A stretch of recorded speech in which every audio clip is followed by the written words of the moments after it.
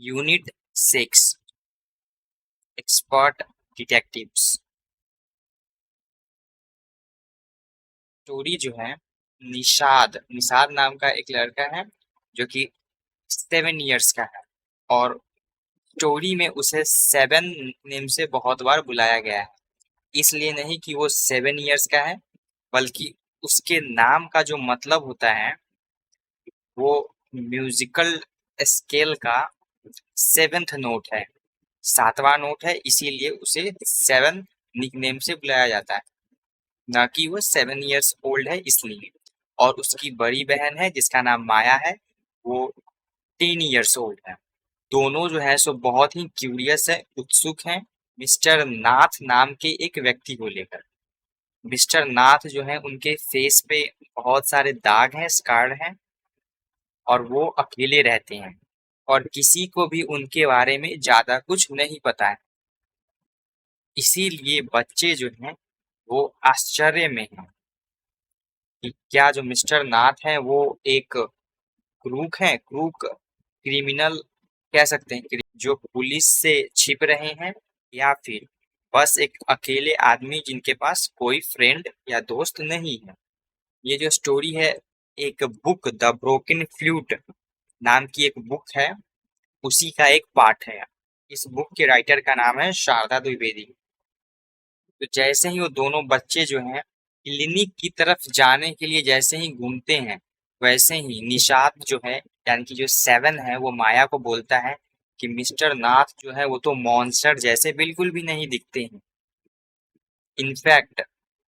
वो तो बहुत ही कमजोर और बहुत ही पतले दिख रहे हैं, दुबले पतले दिख रहे हैं। निषाद सोचता है कि हो सकता है कि वो बहुत ही गरीब हो और उनके पास भोजन के लिए पैसे नहीं हो, भोजन अफोर्ड नहीं कर सकते हैं। लेकिन माया जो है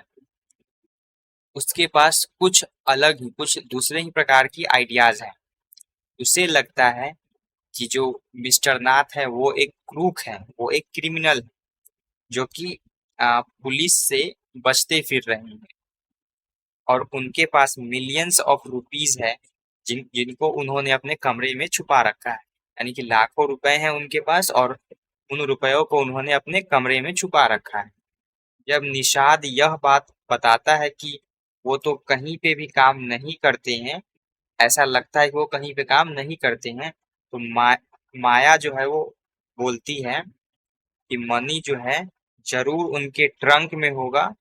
और वहीं से आ रहा होगा, और ट्रंक में सिल्वर, गोल्ड और बहुत सारी ज्वेलरियां ये सब रखी हुई होंगी। ये दोनों बच्चे जो है वो इस बात पे भी नोटिस करते हैं कि मिस्टर नाथ के चेहरे पे बहुत सारे स्कार्स हैं, बहुत सारे धब्बे हैं, दाग हैं। और माया ऐसा गेस करती है कि जरूर शूट आउट में, शूट आउट यानी कि गोलीबारी जब होती है क्रिमिनल्स और पुलिस के बीच, तो उसी शूट आउट में वो जो स्कार्स हैं, जो चेहरे पर जो दाग है, धब्बे हैं, वो पुलिस के गोली से लग गया होगा मिस्टर नाथ को। लेकिन निषाद, लेकिन 7 जो है वो इस बात को रिमाइंड कराता है, इस बात को याद कराता है वो अपनी बहन को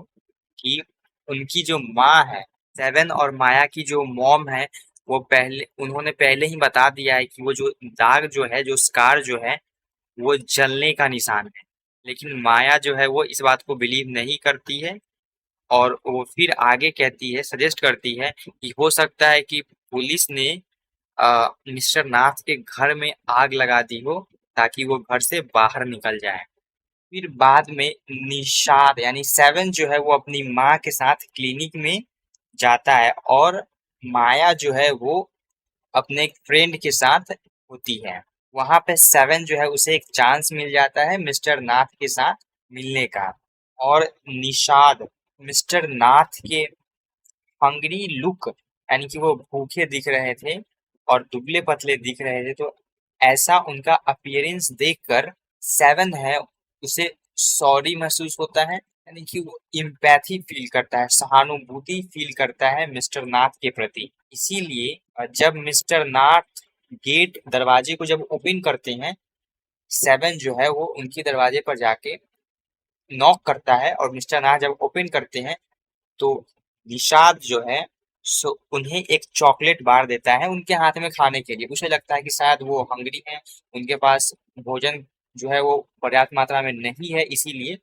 वो उनके दरवाजे पे नॉक करता है और जब वो गेट खोलते हैं तब उन्हें वो एक चॉकलेट बार देता है। और निषाद जो है वो क्या करता है कि रेस्टोरेंट में जाता है,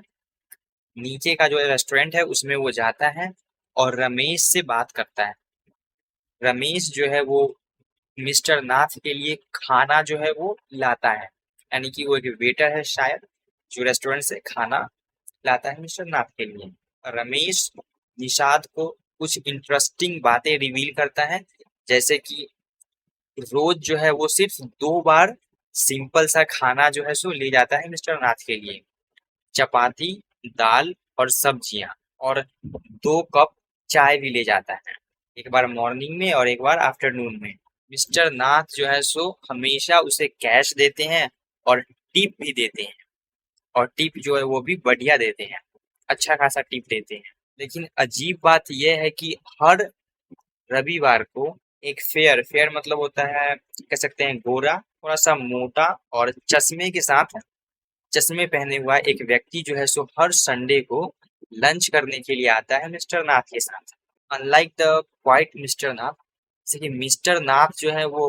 क्वाइट रहते हैं, मतलब चुपचाप रहते हैं, लेकिन जो संडे को जो व्यक्ति जो आता है वो मिस्टर नाथ की तरह बिल्कुल भी नहीं, बल्कि वो बहुत बातें करता है। मिस्टर नाथ चुप रहते हैं, अधिकतर समय वो चुप रहते हैं, कम बात करते हैं, लेकिन जो संडे को जो व्यक्ति आता है वो बहुत बोलता है,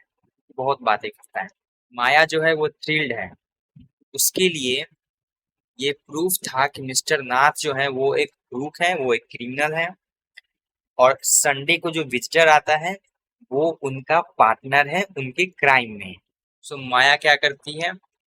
उसे जो भी इंफॉर्मेशन पता है मिस्टर नाथ के बारे में, उन सभी को वो ऑर्गेनाइज करती है, एकदम एक डिटेक्टिव की तरह। वो एक लिस्ट बनाती है सभी फैक्ट्स के बारे में जो उन दोनों को पता है। जैसे कि फैक्ट नंबर 1,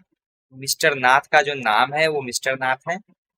और वो सोचती है कि वो इस बात को पता करेगी कि उनका फर्स्ट नेम क्या है, मिस्टर नाथ, नाथ के पहले वो क्या लगाते हैं। और वो इस बात पे भी सस्पेक्ट करती है कि शायद मिस्टर नाथ का जो रियल नेम है वो किसी को नहीं पता, मिस्टर नाथ जो है सो उनका फेक नेम है। दूसरा, कि जितने भी किराएदार हैं उन सभी को ऐसा लगता है, वो सभी मिस्टर नाथ के बारे में सोचते हैं कि मिस्टर नाथ अजीब हैं, पागल हैं और अनफ्रेंडली हैं, यानी कि किसी से दोस्ती वो नहीं करते हैं। तीसरा, वो बहुत ही कम बोलते हैं और मैनरलेस हैं, यानी कि उनमें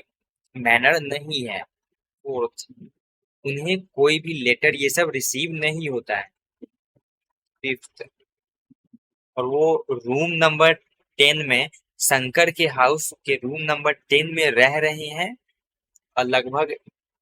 1 साल से ज्यादा हो चुका है, और ऐसा लगता है कि वो कभी काम नहीं करते हैं। 7,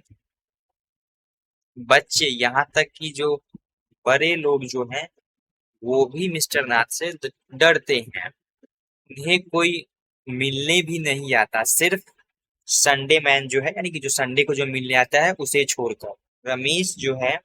वो उन्हें भोजन लाकर देता है और चाय, भोजन और चाय रोज लाकर देता है, और मिस्टर नाथ रमेश को कैश में अ, पैसा जो है सो कैश में देते हैं,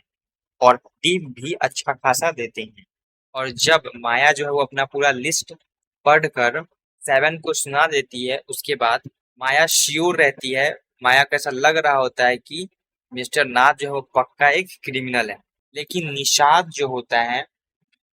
उससे माया की इन थ्योरीज में कोई भी इंटरेस्ट नहीं होता है, वो सिर्फ यह बात कह रहा होता है कि पुअर पुअर मैन मतलब बेचारा, बेचारे mister Nath, he must be so lonely, वो जरूर अकेले होंगे। माया जो है वो कन्विंस करने की कोशिश करती है 7 को कि मिस्टर नाथ का जो फ्रेंड है वो जरूर उनके क्राइम का उनका एक पार्टनर है, और उन्होंने जो साथ में जो पैसे वगैरह जो भी लूटे हैं, जो भी चोरी किए हैं, वही पैसे जो है सो उनका जो वो जो संडे वाला जो पार्टनर है वो उनको लाकर देता है, पैसे लाकर देता है। लेकिन निषाद जो होता है वो गुस्सा हो जाता है, और इस बात पे आर्ग्यू करता है माया से कि मिस्टर नाथ जो है वो बैड मैन बैड पर्सन नहीं हो सकते हैं अगर वो पोलाइट हैं और अच्छे टिप रमेश को अच्छे टिप्स देते हैं। और यहाँ तक कि सेवन जो है वो कहता है कि वो मिस्टर नाथ से दोस्ती भी करेगा और दोनों भाई और बहन इसी बात पे झगड़ते रहते हैं थोड़ी देर के लिए। माया जो है वो श्योर होती है कि मिस्टर नाथ जो है वो एक क्रूक है, क्रूक यानी कि क्रिमिनल है। लेकिन निषाद जो है वो भी श्योर होता है कि वह बस एक अकेले व्यक्ति है, एक अकेला व्यक्ति है और हार्मलेस पर्सन है, किसी को कोई नुकसान नहीं पहुंचा सकते हैं वैसे व्यक्ति हैं। और अंत में माया की जितनी भी थ्योरीज होती हैं उससे निषाद पे कोई भी असर नहीं पड़ता है और वो जो है सो कमरे से बाहर चला जाता है इस बात पे भरोसा करके कि मिस्टर नाथ जो है वो अच्छे व्यक्ति हैं।